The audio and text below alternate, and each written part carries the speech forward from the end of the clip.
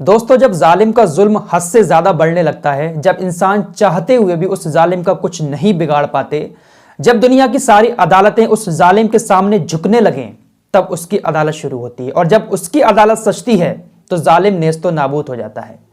आज हम बात करेंगे म्यांमार की।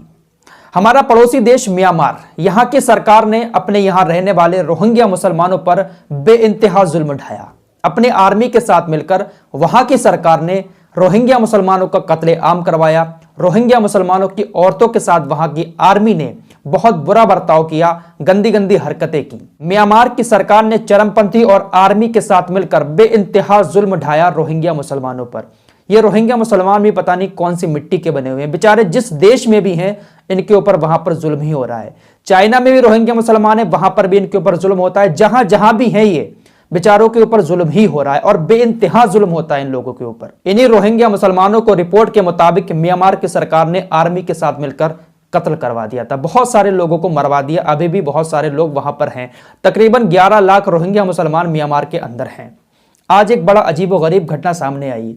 उसकी अदालत सजी और उसी आर्मी ने, जिस आर्मी के साथ मिलकर वहां की सरकार ने रोहिंग्या मुसलमानों को कत्ल करवाया था, आज उसी आर्मी ने अपनी उसी सरकार का तख्ता पलट कर दिया और राष्ट्रपति को भी अरेस्ट कर लिया और बड़े बड़े नेताओं को भी अरेस्ट करके एकदम से सरकार का तख्ता पलट दिया।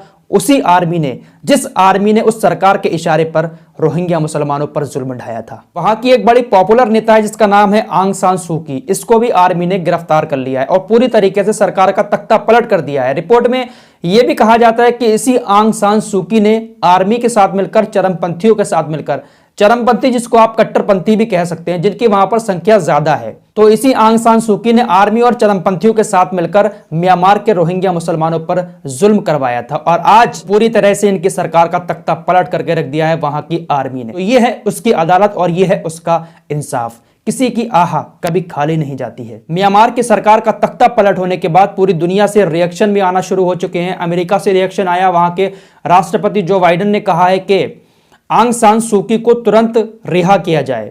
आंग सान सू की काफी पॉपुलर है, तो उनको लेकर कहा है जो बाइडेन ने तुरंत उनको रिहा किया जाए, वरना हम कोई एक्शन लेंगे। इसके अलावा हमारे देश ने भी इस मामले पर चिंता जताई है, क्योंकि हमारे लेन देन अच्छे हैं, हमारा संबंध काफी अच्छा है और ज्यादा दूर भी नहीं है। म्यांमार पड़ोसी देश है अपना, तो इसीलिए हमारे देश के संबंध भी अच्छे हैं और हमारे देश ने भी इस मैटर पर चिंता जताई है। फिलहाल जो तख्ता पलट हुआ है वो ये कहा जा रहा है कि चुनाव में कोई धांधली की थी। जो सरकार थी वहां की मौजूदा सरकार, तो उसने धांधली की थी, इसी वजह से आर्मी ने इस सरकार का तख्ता पलट किया है। लेकिन अभी तक आर्मी की तरफ से कोई बात प्रूफ नहीं की गई है कि चुनाव में धांधली करके इस सरकार को बनाया गया था। लेकिन आर्मी की तरफ से यही कहा जा रहा है कि चुनाव में धांधली करके ये सरकार बनी है, इसलिए सरकार का तख्ता पलट हमने कर दिया है। तो फिलहाल देखते हैं अब आगे क्या होता है।